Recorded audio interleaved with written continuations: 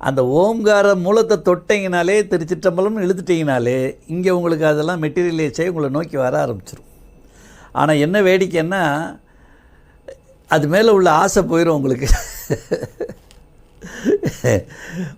தங்கத்தோடு போராடிக்கிட்டு இருந்தது, அடகு வச்சதெல்லாம் ஒரு காலம்.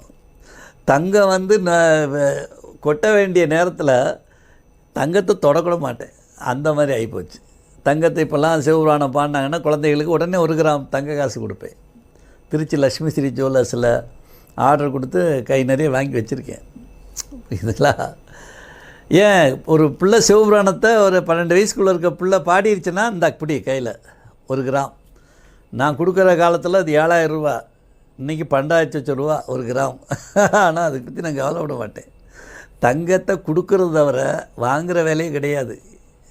அது ஐயாவுடைய ஹேபிட்டு.